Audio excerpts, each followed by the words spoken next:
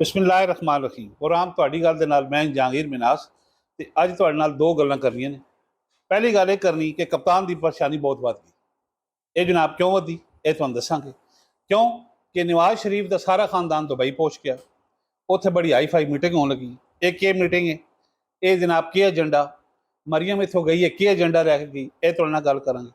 ਔਰ ਦੂਸਰੀ ਗੱਲ ਤੁਹਾਡੇ ਨਾਲ ਕਰਾਂਗੇ ਕਿ ਜਸਟਿਸ ਫਾਇਜ਼ ਈਸਾ ਨੇ ਨਾ ਬੰਦਿਆਲ ਸਾਹਿਬ ਨੂੰ ਬਿਲਕੁਲ ਹਿੱਟ ਵਿਕਟ ਕਰ ਦਿੱਤਾ।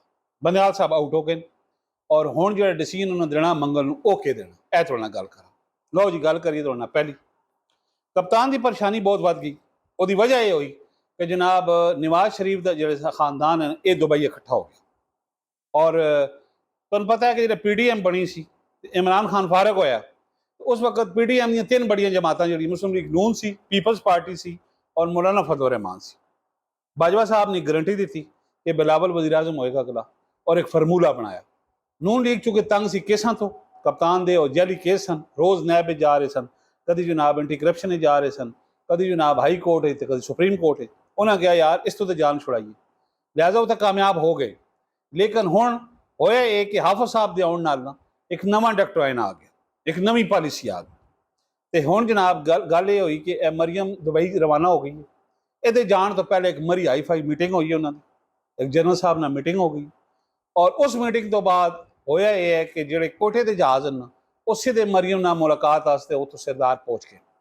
वो जाम साहब भी आए, काकड़ साहब भी आए और बाप पार्टी तुहानूं पता किवें बनी है और बाप पार्टी का की रोल होंदा और बाप पार्टी के कौन मुहर्रिकीन हैं, किहड़े पिछे मुसन्निफीन हैं, ये सारी गल तुहानूं पता ही है, ये गल करने की जरूरत नहीं है। लिहाजा वो जनाब मुलाकात हो गई हैं। मरियम साहबा रवाना हो गई दुबई, मियाँ साहब दुबई पहुँच रहे हैं। उत्थे फैसला होएगा कि पंजाब और बलूचिस्तान टिकट किहनूं देना। और क्योंकि पंजाब जिस कोल है उस कोल जनाब है वफाक, तो पंजाब हुण जनाब हाफिज़ साहब ने अपना जिहड़ा वजन है ये मुस्लिम लीग नून के पलड़े च पा दिता। ये रिपोर्ट जनाब टावां रिपोर्ट कप्तान नूं पहुँचती पई क्योंकि अजे कुछ बाकियात उस कोल हैं जिहड़ियां उसनूं खबरां दे रही हैं और लिहाजा उहदी परेशानी बतदरीज वध रही। क्यों कि अगला जिहड़ा दौर है इन्हें जनाब तय किया है कि यह माशी रिवाइवल करनी, इकनॉमिक रिवाइवल करनी है मुल्क और इन्हों को टीम भी है और चाइना, IMF और सऊदी अरब के मामलात भी पाकिस्तान से बेहतर हो रहे हैं। लिहाजा ये सारिया खबर कप्तान वास्ते परेशानी का बहस है। जनाब तुहानूं गल दसनी सी कि जेड़े आ गए ने बलूचिस्तान के सरदार मरियम नूं मिलन और मरियम कुछ गल्लां WhatsApp ते नासी कर सकती अब्बा जी नाल, वो पै गई ने जहाज से दुबई हुण सारा खानदान बह के मामला तय करन लगे ने। अगे का फार्मूला के होया, पंजाब किस तरह टिकट देने, बलूचिस्तान किन टिकट देने और किवें दी जनाब जोड़ तोड़ करना, यह तय हो गया। इस जोड़ तोड़ तो बाद तुहानूं पता जरदारी साहब भी बड़ा वड्डा शतरंज का खिलाड़ी है। उन्हें जनाब जहाज पकड़िया दुबई तो सीधा लाहौर आ वड़िया। उत्थे आके उस दिन जनाब मुलाकातां कर दियां ने ताजरां नाल, जिहड़े अपने टैक्सटाइल की सनत के सनतकार ने उन्हां नाल, और वो कह रहे हैं कि मैं मुआशी रिवाइवल की जंग लड़न लगा। मैनूं पता है फार्मूला कि मुल्क दे विच सरमायाकारी किस तरह आ सकती। लिहाजा यह गल सी एक। हुण गल करिए थोड़े नाल दूसरी।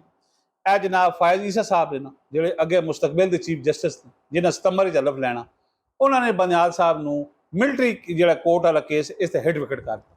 हिट विकट तुहानूं पता क्या होंदा क्रिकेट कि ना बाल विकट लगती, ना कैच आउट होंदा, ना रन आउट होंदा। कप्तान जिहड़ा खेड रहा होंदा ना बैट्समैन वो अपना बल्ला अपनी विकट मार के बाहर टुट जाता। लोग समझते आउट किंज हो गया, उसनूं कहते हिट विकट। बंदयाल साहब बिल्कुल हिट विकट हो गए इस केस से। यह जो मिलटरी अपना अदालतों का केस है, मिलटरी कोर्ट्स वाला। क्यों 109 बंदा अंदर है जिन्हें हमले किए मलाक थे, उन्होंने बंदे की छुटना कोई नहीं।